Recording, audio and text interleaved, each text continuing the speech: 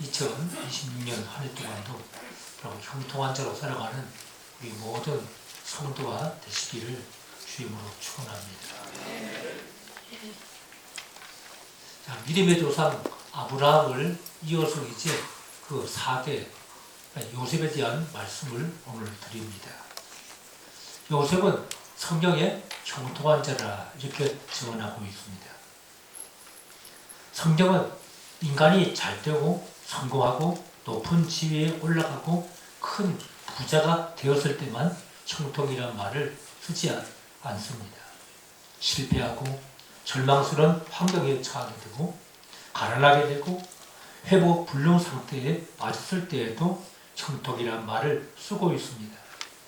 요셉이 바로 그런 그 케이스입니다. 요셉이 형들에 의해서 노예로 팔려서 애굽의 바로의 신하 시위대장 보디발의 집에서 노예 생활을 10년 세월을 보냅니다. 이렇게 보디발의 집에서 노예 생활할 때 하나님은 그에게 형통한 자라 이렇게 말하고 있습니다. 또 그는 성적인 그 범죄로 이제 그 누명을 쓰고 감옥에 갔을 때에도 요셉을 가리켜 형통한 자라 말씀하고 있습니다. 이렇게 보면은 성경이 말하는 형통은 환경이 좋고 나쁨의 기준이 아니라 오늘 말씀대로 하나님이 함께 하시는 자가 바로 형통한 자라는 것을 알 수 있습니다. 히브리어 그 원어로 형통하다 그 말은 잘 나오는데 이것은 잘 되어가다, 번영하다, 평탄하다 이런 뜻이 있지만 특히 성경에는 형통하다는 그 말을 하나님이 함께하는 자에게 사용되는 표현입니다. 요셉이 무엇보다도 형통하다고 성경이 표현하는 것은 요셉은 하나님의 영이 함께하는 자이기 때문입니다. 그래서 비록 요셉의 신분과 지위는 가장 낮은 노예였지만 그런 생활 중에서도 요셉은 형통한 자가 되었다고 말씀하고 있습니다. 4절부터 6절까지 말씀은 주인에게 신뢰를 받고 사랑받는 자가 되었죠. 또 그리고 그 주인의 집에 그를 통해서 하나님의 그 복이 바로 이제 넘치게 되었습니다. 요셉 때문에 오히려 주인의 그 집이 복을 받게 되었습니다. 하나님이 함께한 사람은 자신의 처지와 신분을 뛰어넘어 생활하고 다른 사람에게 양육을 끼치는 무게 있는 존재 또 존재감이 있는 사람이 바로 되는 것입니다. 오늘 본문은 요셉이 이렇게 형통한 자가 되었다고 거듭 말씀하고 있는데 형통한 자에 대해서 우리가 말씀을 함께 나눌 때 큰 은혜가 있기를 축원합니다. 형통은 첫 번째 보니까 고난 이후에 요셉이 형통한 자가 되었습니다. 1절에 보면 요셉이 이끌려 애굽에 내려가매 그는 지금까지 부모 아래에서 참 편하고 또 행복한 삶을 살았습니다. 부모 아래에 있을 때 누구도 남부럽지 않는 그런 삶을 살았지요. 그런데 그가 이제 노예로 끌려가는 겁니다. 그 노예로 끌려갈 때 우리가 그 노예 생활을 보면은 그들이 얼마나 불쌍합니까? 손과 발을 착고에 쳐가지고 끌려가는 겁니다. 자유도 없습니다. 이런 삶을 그가 시나이 반도를 우리가 지나가면서 얼마나 고통스럽겠습니까? 집에서 사랑받는 아들로 태어났지만 그러나 이제는 노예가 되어서 자유도 없고 끌려다니는 그런 불쌍한 신세가 된 것입니다. 우리가 건물을 높이 올리려면 그만큼 지하로 깊이 파괴됩니다. 지하를 얼마나 파는가에 따라서 그 건물이 얼마나 높이 짐작할 수 있습니다. 마찬가지로 시련이 깊고 고난이 클수록 하나님의 은혜와 복이 그만큼 크다는 것을 알 수 있습니다. 그래서 우리가 이런 시련이 있을 때 그것을 잘 이겨내야 됩니다. 하나님은 그를 낮추기 위한 우리 자신이 바로 우리 자신의 불순물을 빼는 시간이 바로 이 고난의 시간입니다. 그러니까 참 집에 있을 때 보면은 성경에 자신의 형들이 잘못할 때 아버지한테 고해바쳤지요. 그러니까 형들이 혼났을 것입니다. 이렇게 자기중심적인 사람이었습니다. 비록 거기에 하나님께서 꿈을 주셨지만 그는 어릴 때 이런 좀 자기중심적인 그런 사람이었던 겁니다. 하나님은 그를 바꾸시기 위해서 이 고난의 시간을 갖게 하신 것입니다. 이스라엘 백성들은 440년 애굽에서 종살이를 했습니다. 하나님은 그들을 해방시키기 위해서 모세를 택하였습니다. 그런데 그 모세가 편한 생활을 했습니까? 그는 태어나서 바로 강물에 던져졌습니다. 그런 애굽의 왕자의 신분으로 산 것이 아닙니다. 광야에 쫓겨서 광야에서 양치는 목자가 되었습니다. 이런 고난의 시간이 있었지요. 다윗도 마찬가지입니다. 그가 기름 부음 받은 후에 왕이 되기까지 10년이 넘도록 찬미스를 맞으며 방랑자의 생활을 했습니다. 그리고 왕이 된 후에도 한동안 사울의 아들 이스보셋과 싸웠습니다. 요셉은 이렇게 형제의 시기와 미움으로 그가 구덩이에 빠졌고 상대에게 팔려 노예가 되었고 유혹으로 억울하게 감옥에 빠졌습니다. 하나님께서 그에게 꿈을 주었지만 마귀는 그 꿈을 무산시키려 한 겁니다. 요셉을 통하여 이루고자 하는 하나님의 구원의 그 계획입니다. 마귀는 그것을 빼앗으려고 하는 것입니다. 그것을 죽이려고 한 것입니다. 오늘날 시대와 마찬가지입니다. 그 마귀는 바로 모든 것을 빼앗고 바로 죽이고자 하는 것이 이 마귀의 전략입니다. 그래서 하나님의 그 위대한 꿈을 이루지 못하게 하는 것이 바로 이 마귀의 역사입니다.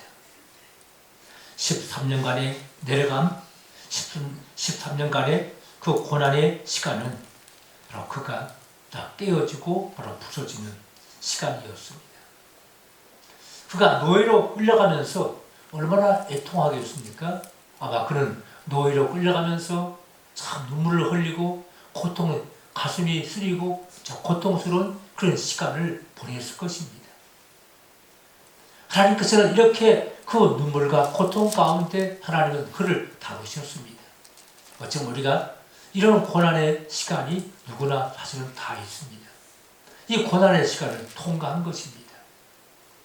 하나님께서는 이런 고난의 시간을 통해서 그를 바로 형통한 자가 되게 하신 것입니다. 두 번째, 우리가 성경에는 형통한 자를 하나님께서 함께 하심으로 형통한 자가 되었다고 말씀합니다. 2절, 3절의 말씀이지요. 여호와께서 요셉과 함께 하심으로 그가 형통한 자가 되어. 하나님이 함께 하심으로 형통한 자가 되었다고 말씀했지요. 형통은 무엇인지 잘 풀리는 것입니다. 그런데 노예로 팔려간 사람이 형통이라고 말할 수 있습니까? 종생을 하고 있는데 무슨 형통입니까? 외적으로 보면 형통이 아니라 그 불통입니다. 그런데 성경은 하나님이 함께 하심으로 형통하였다고 말씀합니다. 그 요셉이란 그 이름에 우리가 그 이름의 뜻을 통해서 요셉이 어떤 사람인가, 어떤 삶의 사람인가를 알 수 있습니다. 요셉이라는 뜻은 이긴다, 그런 뜻입니다. 그가 이긴다. 요셉은 이 모든 고난과 모든 시련을 잘 이겨낸 사람입니다. 그는 문화적인 충격을 이기고 인간관계의 충격을 이기고 삶의 질의 충격을 이겼습니다. 그 많은 형제들에게 억울하게 팔려도 이기고 종생활도 이기고 유혹도 이기고 억울하게 감옥에 가도 이기고 잘 이겨냈습니다. 감옥 생활이 얼마나 어렵습니까? 요셉은 그 어렵고 힘든 감옥 생활을 한두 달 한 것이 아닙니다. 2년입니다. 이렇게 종살이하고 옥살이하고 그런 삶을 요셉은 무던하게 다 이겨나갔습니다. 그 요셉은 어떻게 이겼습니까? 자, 그의 이름이 바로 이긴다는 뜻입니다. 우리가 이 땅에 살아가면서 우리가 이길 수 있는, 시련과 환난을 이길 수 있는 그 힘은 예수님의 그 능력으로 이길 수 있습니다. 우리가 주님 안에 있으면 능히 이길 수 있습니다. 사람의 능력을 이긴 게 아닙니다. 요셉의 이름의 뜻대로 그가 이겨낸 것은 하나님을 그가 믿고 신뢰하기 때문입니다. 하나님께 대한 신뢰와 그 믿음으로 모든 걸 견디고 바로 이겨나갔다는 것입니다. 이렇게 바로 우리는 하나님이 함께 하심으로 바로 승리했고 이겨나고 형통한 자가 된 요셉을 통해서 우리가 오늘 이 세상에 우리가 이 시대에 우리가 그 교훈을 받아야 됩니다. 하나님의 교훈은 하나님께서 함께 하시는 것이 세상에서 가장 큰 복이란 것입니다.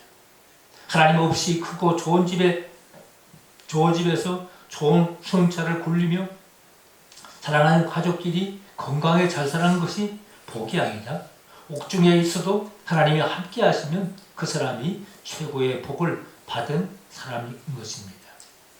그 당시 애굽에 왕이 있었고 왕자와 공주가 있었고 수많은 백성이 있었지만 그들이 복 있는 자가 아니라 요셉에게 바로 복 있는 자, 형통한 자라 이렇게 불리고 있습니다. 요셉의 형들과 동생 11명의 그 형제들은 자유롭게 살았지만 그 11형제가 복 있는 것이 아니라 옥에 있는 요셉이 복 있는 사람, 형통한 자라 이렇게 말하고 있습니다. 우리는 여기서 우리가 놀라운 그 복을 받은 것을 깨닫게 됩니다. 내가 지금 어디에서 어떻게 살든 예수님을 믿음으로 하나님의 자녀가 되어 하나님께서 내 안에 계신다면 그것이 최고의 복이란 것을 알아야 됩니다. 빌립보서 2장 13절에 말합니다. 너희 안에서 행하시는 일은 하나님이시니 우리 안에 하나님이 계셔서 오늘도 우리가 예배 자리에 나왔습니다. 하나님께서 붙잡아 주지 아니하면 오늘도 주일날 낚시하고 골프하고 세상에 나가서 방탕할 수 있고 방황할 수 있습니다. 그 하나님의 성령께서 우리 안에 계셔서 교회를 이끄시고 예배의 자리에 이끄신 것 하나님의 은혜요 축복입니다. 삶은 생존 경쟁이자 영적인 전투입니다. 그 하나님께서 함께 하시는 사람은 점점 강하여집니다. 마귀는 우리의 시작을 창대하게 하여도 결국은 초라하게 만들고 꺾어버리고 하늘에 떨어진 별똥같이 되게 합니다. 그 하나님께서는 우리를 점점 빛나게 하시고 강하게 하시고 명예롭게 하시고 세워주십니다.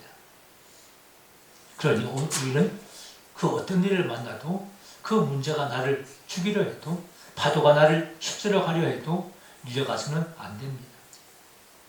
아주 오늘 시대를 우리가 참 AI 시대라고 말하죠. 요즘에 보면은 우리가 그 현대나 대기업들이 전전긍긍합니다. 지금 아주 긴장감 가운데 있습니다. 그래서 그 데모를 하지요.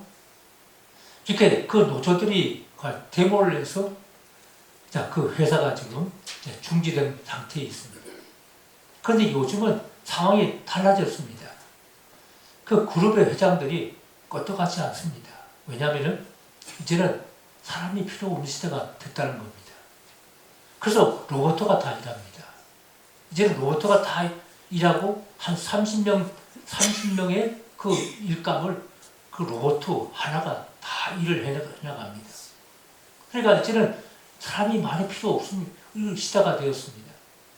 그래서 우리가 이제는 바로 하나님이 함께 하셔야만 형통할 수 있다는 것을 더 우리가 민감하고 더 깊이 우리가 받아들여야 할 때가 됐습니다.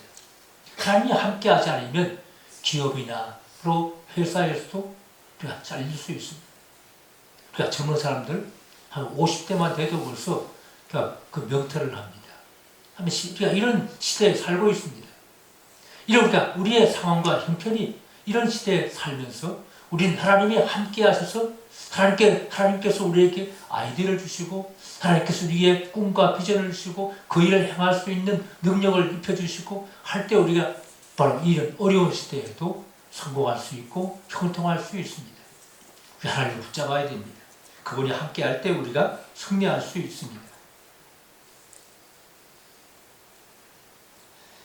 세 번째는 요셉은 자기 일에 최선을 다했습니다. 그래서 4절에도 요셉이 그 주인에게 은혜를 입어 섬기매 그가 요셉을 가정 총무로 삼고 자기 소유를 다 그의 소에 의탁하니. 요셉의 일생은 어디에 사느냐 장소의 문제가 아니라 어떻게 사느냐 그 태도의 그 문제가 더 중요함을 보여주는 인생입니다. 요셉이 살던 곳은 애굽이었습니다. 우상이 창궐한 그 애굽에서도 하나님을 잃지 않는 신앙을 보여준 존재가 바로 요셉이었습니다. 태폐성이 가장 심한 애굽이었지만 최고의 도덕성, 최고의 바로 그 윤리의 삶을 살한 것이 바로 요셉입니다. 어떤 그 상황과 유혹과 시련이 와도 그 넘어지지 않았습니다. 오히려 그 유혹을 이기고 승리했습니다. 그래서 4절에 보면 요셉이 그 주인에게 은혜를 입으며 섬겼다 말씀합니다. 그 주인에게 은혜를 입었다고 말하지요. 은혜를 입었다는 그 말은 눈에 들었다 그런 뜻입니다. 그러니까 요셉이 주인에게 인정을 받은 것입니다. 그러니까 사람을 인정하는데 그게 금방 됩니까? 다 눈에 보니까 그 사람은 믿을만해. 첫눈에 그 사람 다 알 수 있습니까? 첫눈에 그 사람은 멋있는데 그런데 시간이 흘러가니까 그 사람 믿을 수 없어. 그러니까 실망하는 경우도 있죠. 그리고 우리가 이 요셉이 주인에게 은혜를 입고 은혜 입었다, 인정받았다 그것은 많은 시간이 흘러간 겁니다. 성경은 짧게 표현했지만 요셉이 그 집에서 참 최선을 다해 일했습니다. 성실하게 묵묵하게 일을 했던 것입니다. 그래서 주인이 보니까 이 사람을 믿을 만해요. 주인에게 인정을 받았습니다. 우리가 어디 있든지 최선을 다해야 됩니다. 깨를 부리고 적당히 하는 것이 아닙니다. 누가 보든 안 보든 우리 그리스도인들은 내가 있는 그 장소에서 최선을 다하는 삶을 살아가야 됩니다. 요셉은 보디발의 집에서 10년의 세월을 보냈습니다. 이렇게 10년한 바로 기간이 바로 하나님께서는 이제 그가 하나님뿐 아니라 사람들에게도 인정받는 시간이었습니다. 우리가 이 시대에 보면 사람들이 바로 한탕주의를 우리가 많이 빠져 있습니다. 그래서 왜냐하면 우리가 지금 시대가 그런 시대입니다. 사람들이 월급 받아가지고 그 월급 받은 그 돈으로 저축해서 돈을 벌 수 있습니까? 그러니까 돈을 이렇게 옛날에는 가능했습니다. 옛날에는 그냥 그 월급 받고 그것을 다 저축을 하고 해서 그러니까 돈을 모은 시대였죠. 지금은 사람들이 그렇지 않습니다. 그러니까 우리 세대는 모르지만 우리 아래 세대부터는 사람들이 다 휴지가 아니면 지금까지 또 땅 투기하고 이렇게 해서 사람들이 돈을 가졌습니다. 이렇게 하니까 한탕주의에 빠지는 겁니다. 그냥 먹고 쓰고 돈이 있으니까. 우리는 가난하지만 돈 있는 사람들 많습니다. 금년 한 해 동안도 2,400명이 해외로 나갔습니다. 이민 간 겁니다. 우리나라는 살기 어렵다. 자, 차라리 이 돈 가지고 외국에 가서 살자. 그런 사람들이 2,000명이 넘었습니다. 이렇게 우리가 이 시대가 한탕주의에 빠진 것이 바로 시대입니다. 우리 조카도 주식하다가 다 들어먹었습니다. 그리고 집에서 가출을 했습니다. 집에서 가출을 해서 지금 어디인지 모릅니다. 이렇게 한탕주의, 이 시대에 바로 이런 문제입니다. 그런데 우리가 이런 시대에 살고 있는데 그러나 오늘 요셉은 그게 아니란 겁니다. 내가 있는 처소에서 내가 최선을 다하고 성실한 삶을 바로 살아가는 것 이것이 바로 복 있는 사람 것입니다. 우리 예수 믿는 사람들이 우리가 이 성경 말씀대로 살아야 되는데 우리도 이렇게 그대로 살면 바보가 되고 어리석은 자가 되니까 우리가 똑같이 따라갑니다. 우리 가치관이 달라야 주라면 우리가 이 신앙생활도 마찬가지죠. 하루, 이틀, 1년 신앙생활을 했다고 해서 자신의 진가가 드러납니까? 우리 자신의 신앙의 그 맛이 드러나려면 오랜 시간이 필요합니다. 그 사람은 믿음이 좋다. 이렇게 우리가 하나님께서는 요셉이 자신이 노예생활을 하고 있지만 그가 자기 처소에서 최선을 다한 그 삶을 통해서 주인에게도 또 하나님께 인정을 받아 나중에는 요셉이 애굽의 총리로 하나님이 세우신 것입니다. 하나님은 성실한 사람을 쓰십니다. 오늘 우리가 이 시대에 우리가 그리스도인들은 바로 이 시대에 이런 시대에 살고 있지만 우리가 최선을 다해 씨를 뿌리고 열심히 바로 살아갈 줄 압니다. 하나님께서는 분명히 성경에 말씀합니다. 내 손이 수고한 대로 먹을 것이라. 뿌릴 때가 있으면 거둘 때가 있다고 말씀했습니다. 우리가 축복의 씨앗을 우리가 거두려면은 뿌릴 때가 있어야 됩니다. 성경에 우리에게 죽도록 충성하라 말씀합니다. 성경에는 적당히 충성하라는 것이 없습니다. 죽도록 충성하라고 말씀합니다. 그러니까 이 신앙생활은 이렇게 거쳐되는 게 아닙니다. 그냥 단계를 밟아서 올라가야 됩니다. 요즘 우리가 속성과도 많죠? 신앙생활은 속성이 없습니다. 그러니까 신앙생활이 속성이 있다면 그건 이 잘못된 것이죠. 자신의 그 환경과 삶 속에서 요셉은 최선을 다했습니다. 성실했습니다. 그래서 주님에게도 하나님께도 인정을 받은 사람이었습니다. 우리가 하나님이 형통한 자는 바로 이렇게 최선을 다해서 수고하고 애쓰는 자입니다. 2026년 6년 한 해 동안 이 시대 환경과 여러 가지는 바뀔지 모르지만 하나님 말씀은 변함이 없습니다. 하나님이 함께 하시는 것이 복입니다. 하나님은 자신의 삶 가운데 최선을 다하는 자를 축복하십니다. 이 한 해 우리가 형통한 자는 이렇게 우리가 하나님께서 요셉과 같이 우리 이 1년 이 한 해 동안에 하나님 형통한 자로 복된 삶을 살아가는 우리 모든 성도가 되시기를 주임으로 축원합니다.